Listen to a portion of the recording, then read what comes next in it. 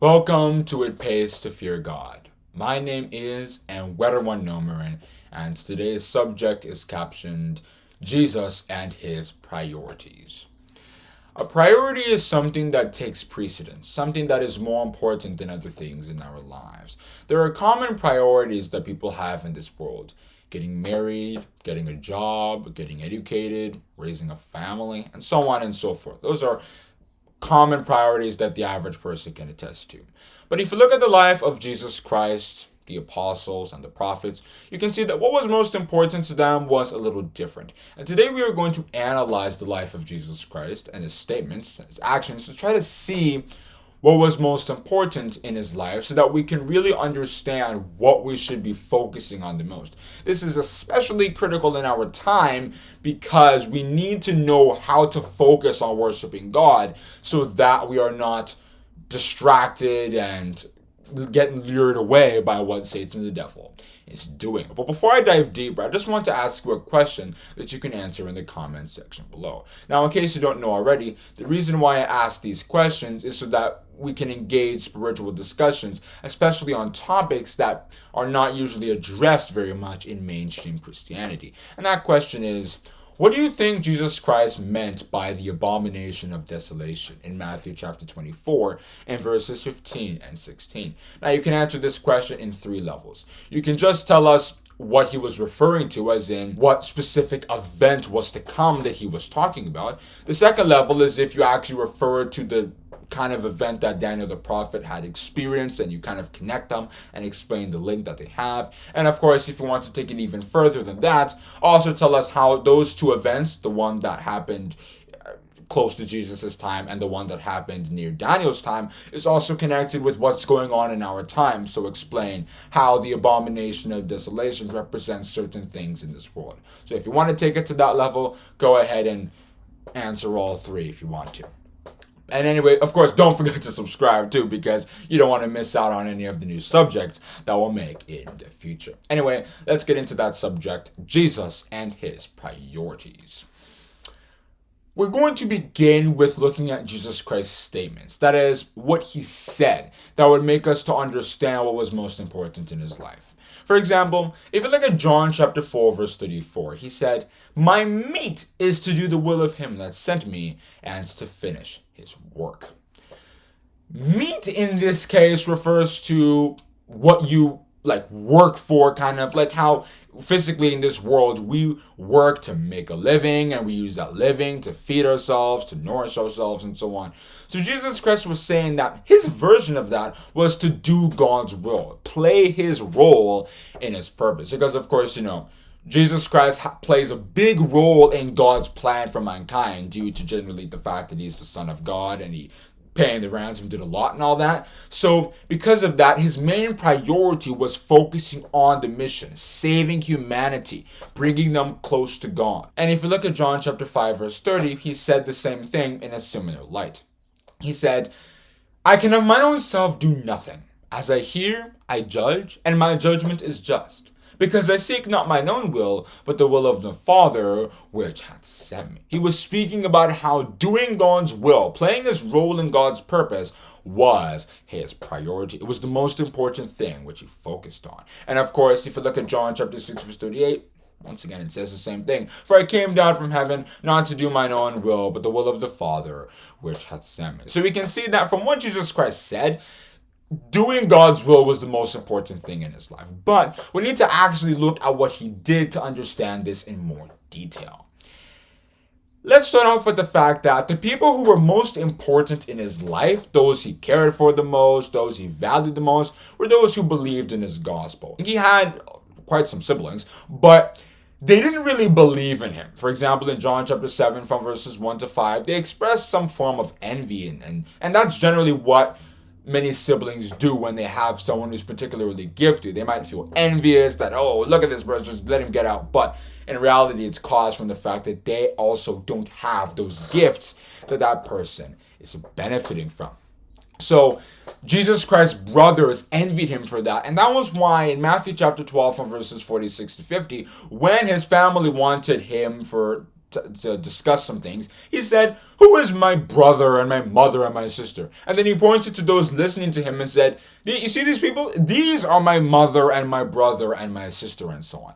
Those are the people he valued the most. It was those who believed in him, who believed in God, who were interested in knowing more about him. Those were the people he cared about the most. And if you also look at the women of Jerusalem who were taking care of him, if you read Luke chapter 23 from verses 55 to 57, those were also very close to Jesus Christ because they cared for his needs. They didn't have to do that. They could have went ahead and saved that money and used it for other things, but they cared about the Son of God. So they wanted to protect him because remember, Jesus Christ didn't work or have any of that stuff, which is why it said in Luke chapter 9 verse 58, "Foxes have holes and birds of the air have nests, but the Son of Man hath not where to lay his head." He couldn't take for granted what most people take for granted, and that is why, of course, the fact that those women took care of him was very significant. And as a result, they were the first people to be notified of Jesus Christ's resurrection in Luke chapter 24 from verses 1 to 10. Before the disciples, before the Pharisees, before anybody, they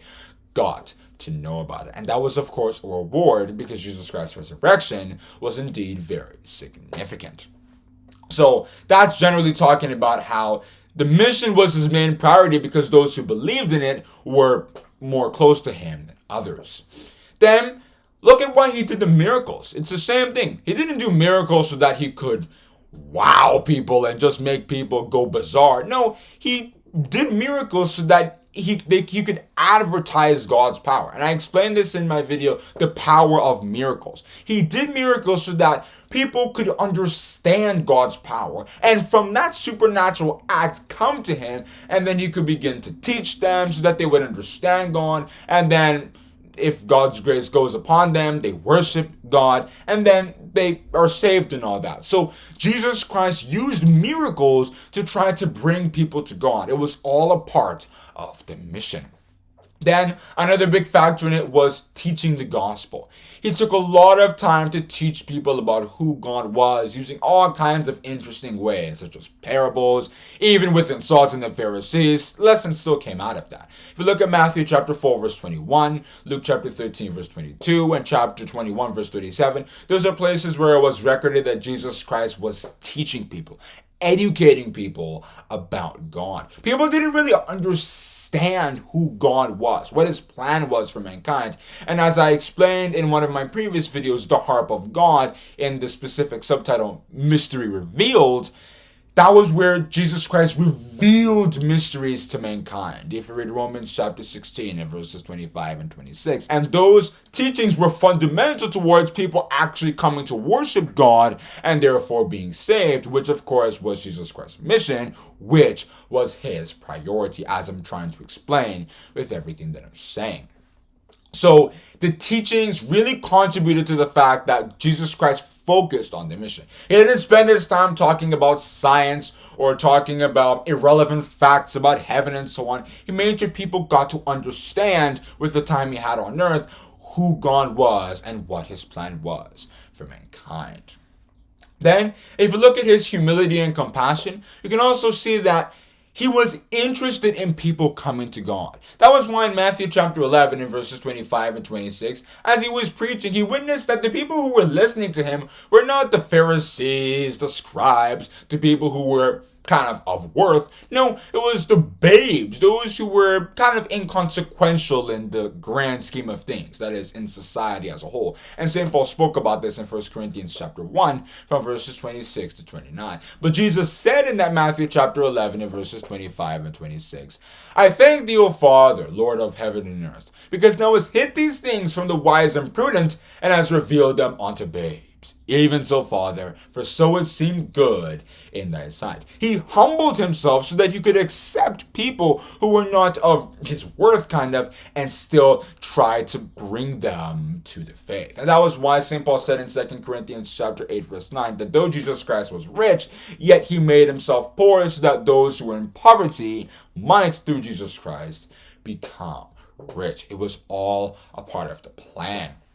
Then, if you also look at John chapter 13, you can see Jesus Christ demonstrated humility. He himself was the master, and a master isn't supposed to be serving the servant, right? The servant is supposed to be serving the master. That's why he's called the servant in the first place. But you can see that Jesus Christ was washing the disciples' feet. He was trying to tell them that the best master is not the master who's trying to make everybody do his bidding and all that. Those who serve the most are the greatest in the kingdom of heaven. If you read Matthew chapter 18 from verses 1 to 4 and many other places in the scriptures, it's those who serve others who are going to be valued the most in heaven. And Jesus Christ showing humility was a part of that. He was showing humility because God Almighty in heaven, who is above everyone else, if you read Psalm chapter 95 verse 3, Deuteronomy chapter 10 and verses 16 and 17 and so on, still shows that kind of humility. Job said in Job chapter 33 verse 27, he looketh upon men, and if any say, I have sinned, and have perverted that which was right, and it profiteth me not, he shall deliver his soul from going down into the pit, and his life shall see the light. God has the humility to, despite his big position in heaven, still go about trying to help people and bring them to himself so that they may be saved, because that is his will. If you read 1 Timothy chapter 2 and verses 3 and 4. So Jesus Christ was trying to replicate that by also showing that kind of humility. He also showed compassion. If you read that Matthew chapter 9 from verses 35 to 38 and chapter 14 from verses 13 to 21. I'm citing these things because this was his priority. This was what he was focusing on. He was focusing on helping people. He was focusing on saving people by getting them to understand who God is and opening a pathway for them to worship God and eventually be saved. And like I said, one way was through his compassion. He cared for people. He wanted to help people get out of their current condition and serve God, which is why he had compassion upon men in those two places that I have just cited. Then, obviously, these were just his virtues, of course, that he did to show us an example that we should follow. St. Peter spoke about this example in 1 Peter chapter 2, verse 21, where he said, for even hereunto were ye called, because Christ also suffered for us, leaving us an example that ye should follow his steps, who did no sin, neither was guile found in his mouth. And St. Paul said in Philippians chapter 2 from verses 1 to 12 that we also have to show that same example that Jesus Christ showed. And Jesus said in Matthew chapter 5 verse 16, let your light so shine before men that they may see your good works and glorify your Father which is in heaven. We have to also show that kind of example. It should be a priority to us in our lives in this world. Then Jesus Christ didn't care too much about worldly things. That's one thing that most people care about in this world. They care about their car, their house. That's what they think about the most. But Jesus Christ, he made sure that his thoughts were directed towards God and not towards worldly things. That was what he didn't mind the fact that he didn't have a steady residence, he wasn't working or anything like that. It didn't really bother him. It didn't bother him that the Pharisees were offended by what he was saying in Matthew chapter 15 from verses 12 to 14. It didn't bother him so much that he was on one side and the whole Jewish system was on the other. Because he knew that was not godly, so he was comfortable staying on God's side of things. If we read John chapter 15, verse 19, he wanted to stay on God's side. He focused on making sure that he remained where he was. That was why when Satan the devil offered him a position that would take him away from God, he rejected it in Matthew chapter 4 from verses 1 to 11.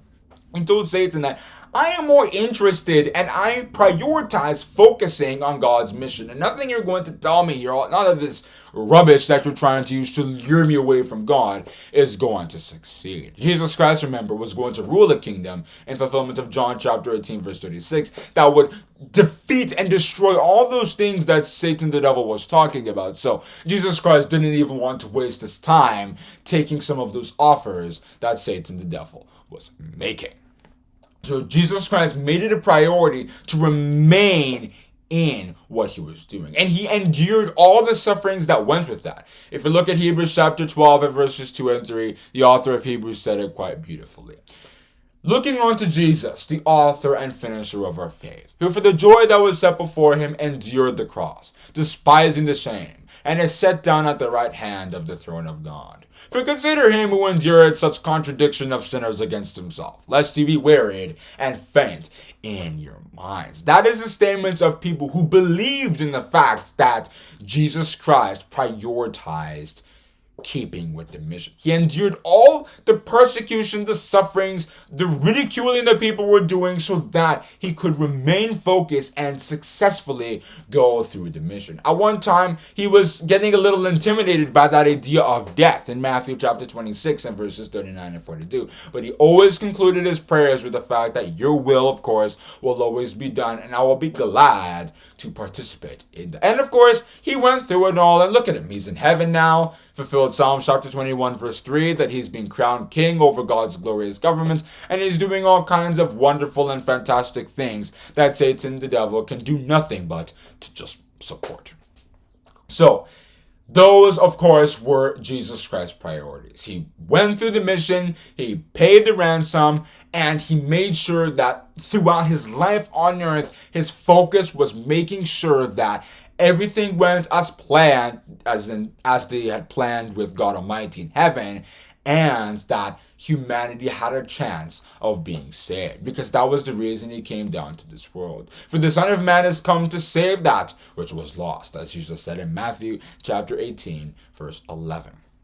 Like I said, the reason why we even bother to consider this is because setting our priorities right is fundamental towards our salvation in our time.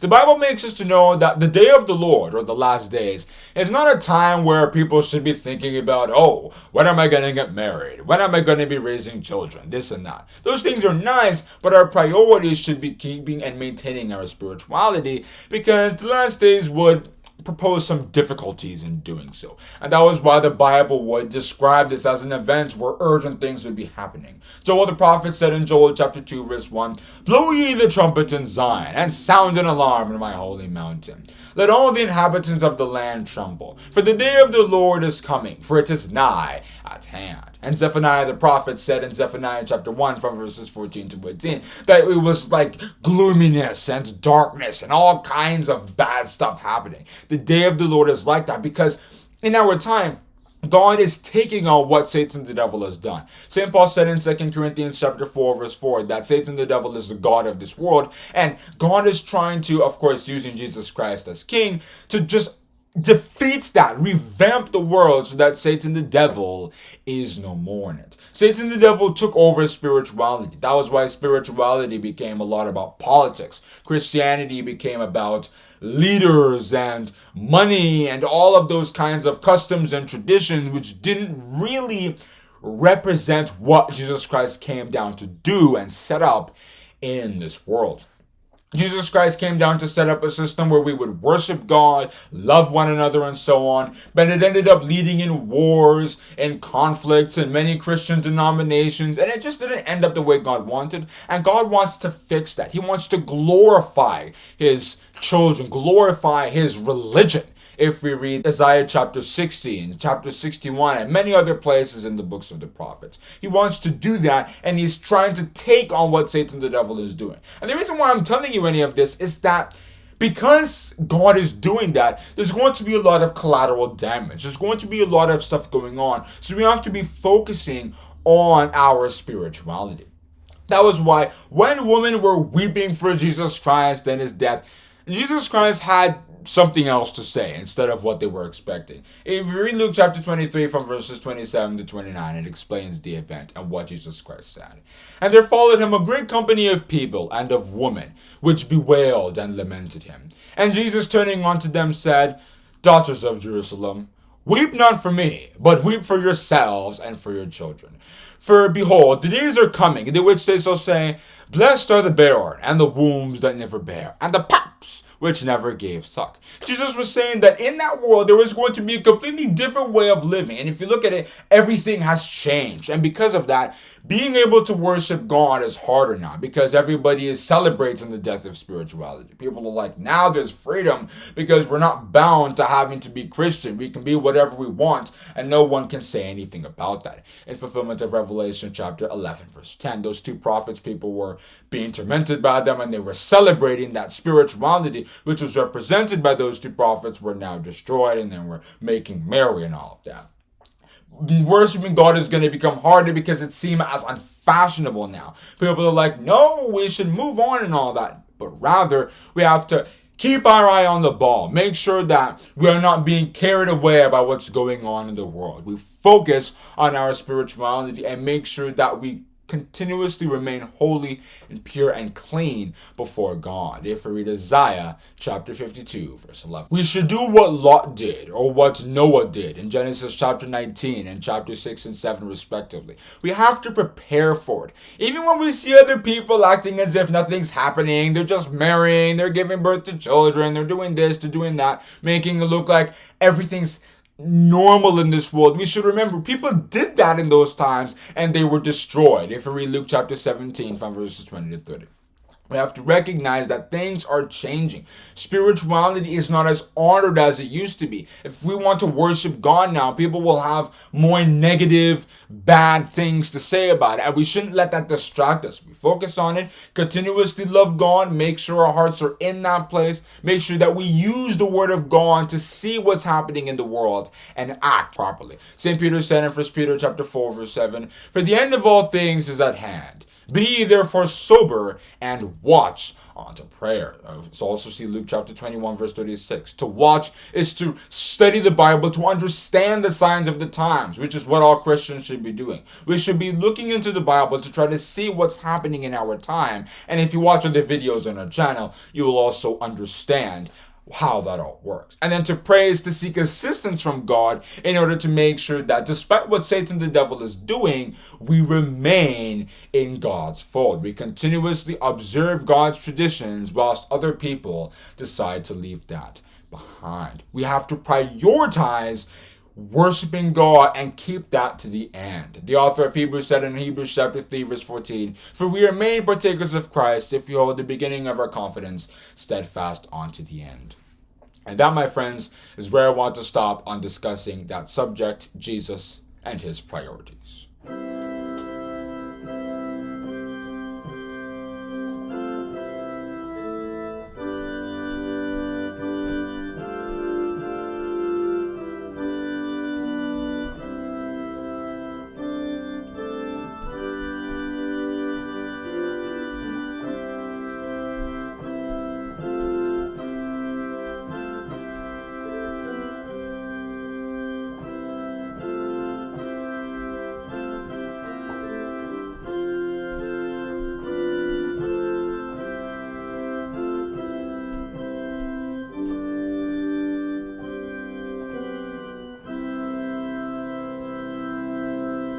Have a great day, and God bless you.